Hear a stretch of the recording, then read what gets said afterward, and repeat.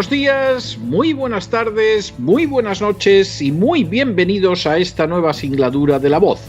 Soy César Vidal, hoy es el martes 17 de noviembre de 2020 y me dirijo a los hispanoparlantes de ambos hemisferios, a los situados a uno y otro lado del Atlántico y, como siempre, lo hago desde el exilio. Corría el año 1917 y más concretamente el día 13 de enero, cuando el revolucionario León Trotsky llegó a la ciudad de Nueva York. A pesar de que había sido expulsado de Francia y a continuación de España, a pesar de ser un exiliado, a pesar de supuestamente no contar con recursos, Trotsky demostró disponer de unos medios económicos inexplicables para vivir más que cómodamente en la ciudad de los rascacielos. Así, su existencia discurriría como la de un auténtico burgués, pagando 3 meses de renta anticipada de un apartamento con todas las comodidades y contando incluso con una limusina que disponía de calefacción. Cuando salió de la ciudad con rumbo a Petrogrado, Trotsky llevaba consigo la cifra declarada de $10.000, una cifra ciertamente fabulosa a la sazón. De manera bien significativa, el pasaporte para regresar a Rusia y llevar a cabo la revolución se lo había concedido el propio presidente de Estados Unidos, Woodrow Wilson, y además iba acompañado por un permiso de entrada ruso y un visado de tránsito británico.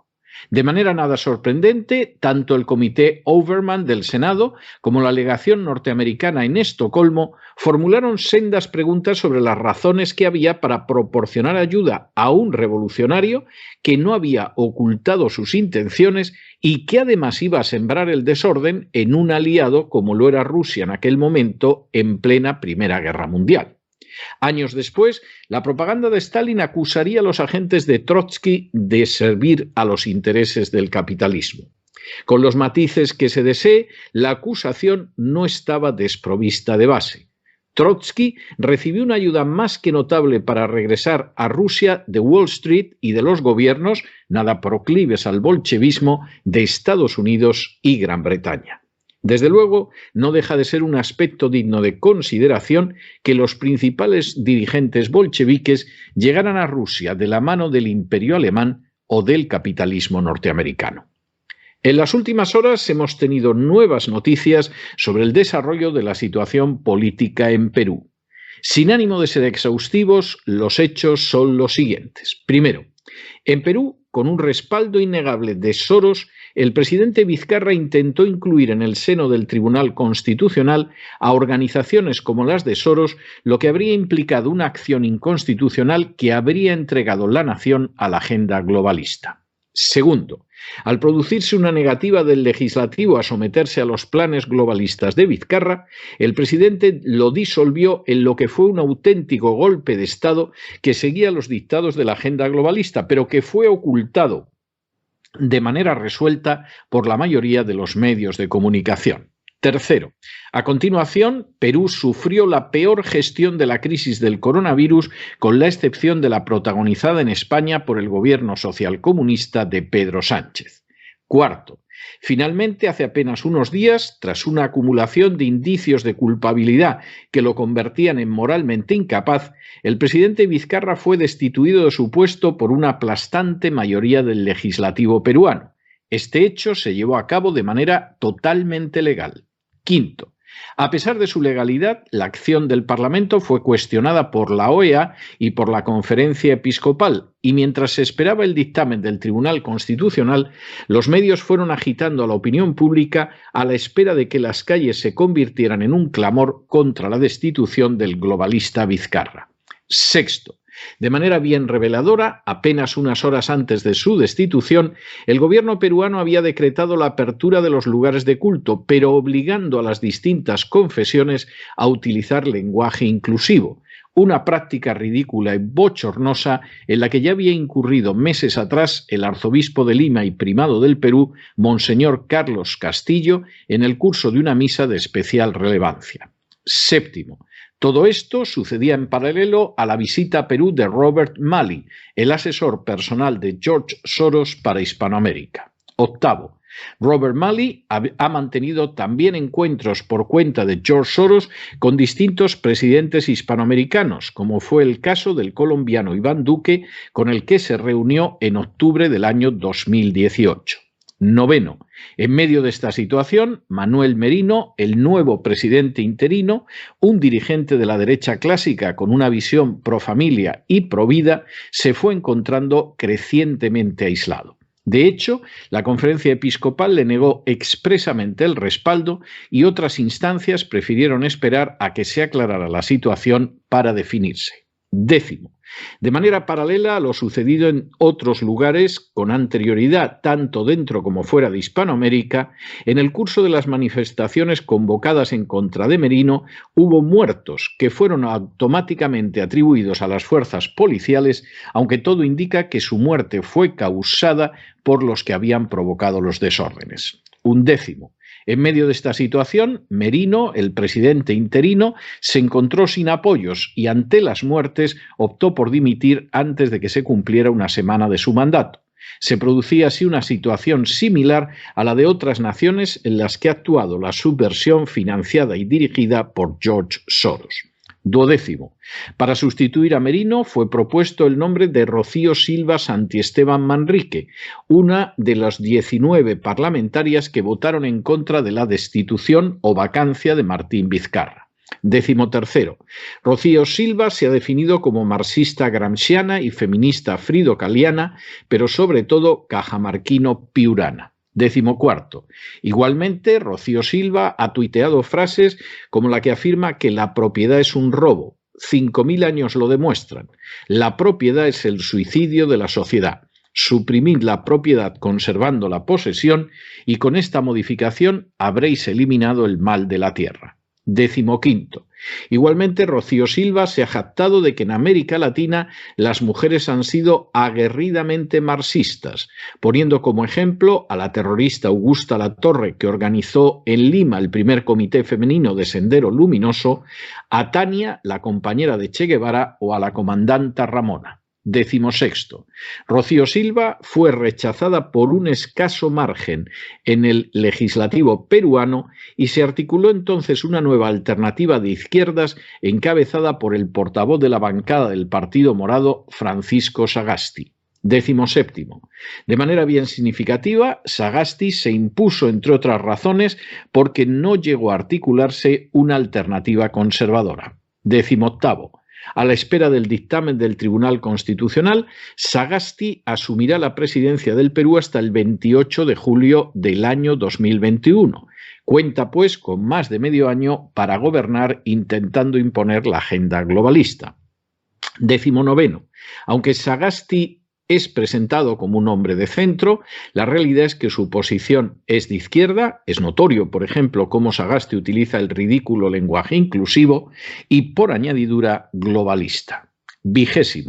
Sagasti es uno de los fundadores del Partido Morado y ha sido uno de los asesores de los departamentos de evaluación de políticas y de relaciones externas del Banco Mundial. Igualmente ha sido docente en la Universidad del Pacífico y en la Pontificia Universidad Católica del Perú. 21. De manera bien significativa, la OEA, que se negó a reconocer a Merino, reconoció de manera inmediata a Sagasti. 22. En paralelo, se ha comenzado a martillar en los medios de comunicación que la solución para Perú es la redacción de una nueva constitución, como ha sucedido en Chile. Y 23, sobre este marco general, no puede descartarse que el Tribunal Constitucional, a pesar de todo, devuelva a Vizcarra al ejercicio de la presidencia. En otras palabras, la agenda globalista habría logrado establecer una disyuntiva en la que si la moneda cae cara, gana ella, y si cae cruz, pierde el pueblo peruano. Lo que está sucediendo desde hace meses en el Perú es un caso de intervención subversiva exterior propia de un manual. Como en el caso de las revoluciones de colores, se intentó en primer lugar infiltrar la judicatura y más en concreto el Tribunal Constitucional para que la nación se viera sometida a la agenda globalista. La resistencia del legislativo frente a ese plan tuvo como consecuencia que el presidente Vizcarra diera un golpe de Estado que fue aplaudido por la mayoría de los medios y que se tradujo en el avance de sus planes. La presunta corrupción de Vizcarra lo colocó ya hace meses al borde de la destitución, un supuesto que no se dio gracias a las promesas que el presidente formuló a los grupos políticos inicialmente, pero que volvió a plantearse de nuevo cuando los grupos contemplaron que no se les entregaba lo prometido. Así, nuevos indicios de corrupción concluyeron con la destitución de Vizcarra, lo que significaba la paralización para el plan globalista de control del Perú.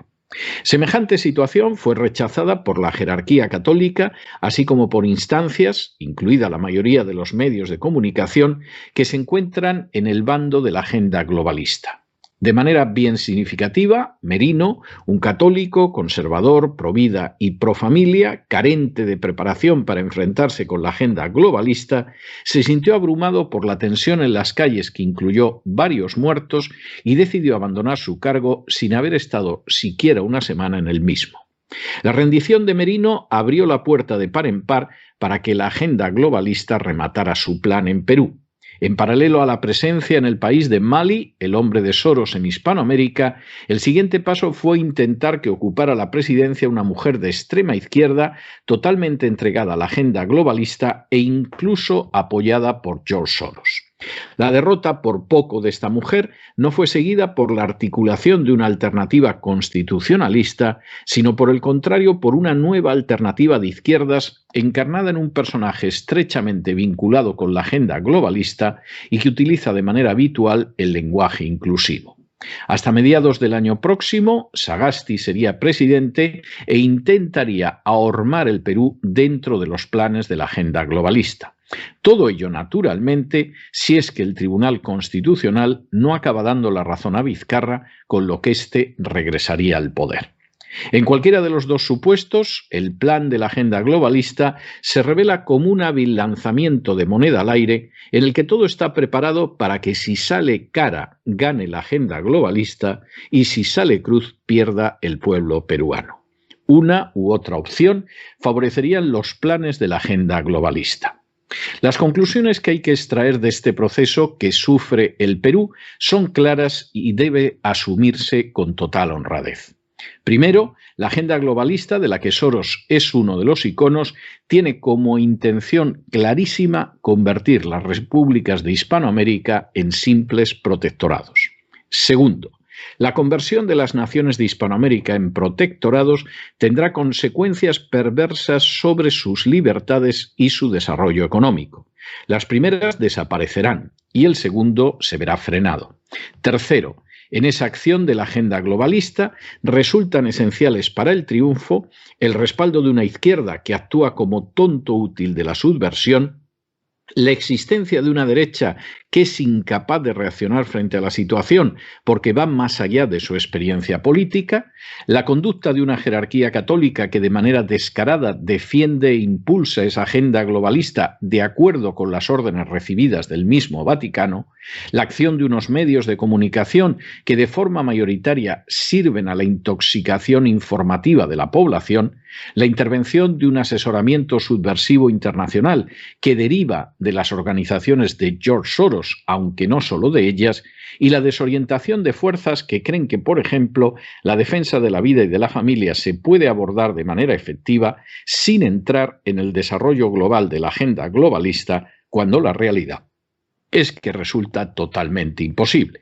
Y cuarto, para poder enfrentarse con alguna posibilidad de éxito a ese tipo de conspiraciones, resulta indispensable una visión realista de la situación, una información que relate la verdad por encima de los intereses de los grandes grupos mediáticos y un compromiso sin fisuras en la defensa de la verdad y de la libertad. A día de hoy, Perú, al igual que Chile, camina hacia el abismo empujado por una coalición de fuerzas favorables a la agenda globalista, una agenda que ha sido definida, entre otros foros, en la Agenda 2030 de Naciones Unidas. Si Perú es derrotado en esa batalla, se convertirá en un mero protectorado de poderes supranacionales y cualquier causa que se oponga a uno u otro aspecto de la agenda globalista se verá vencida. Para muchos, Perú es un país lejano y de escasa importancia, además de territorio desconocido. Pero pensar algo semejante constituye un craso, inmenso y monstruoso error. La batalla de la libertad se está librando ahora mismo en Perú, igual que en Chile, donde fuerzas exteriores están actuando para convertir la nación en una simple marioneta de la agenda globalista. Si Perú cae, nuestra caída estará más cerca. Sucederá igual que cuando el triunfo de la revolución en la lejana Rusia acercó esa misma revolución al resto de Europa y al conjunto del planeta. Y recuérdenlo ustedes por si no lo saben, los bolcheviques no actuaban por su cuenta. Obedecían a intereses supranacionales bien claros entonces, aunque se hayan necesitado décadas para descubrirlos. Mientras tanto, en el tiempo que han necesitado ustedes para escuchar este editorial, la deuda pública española ha aumentado en más de 5 millones de euros y es una pena que un solo céntimo vaya a parar a medios de comunicación que no les están informando en absoluto de este tema y de otros temas que resultan cruciales. Muy buenos días, muy buenas tardes, muy buenas noches. Les ha hablado César Vidal desde el exilio. Que Dios los bendiga.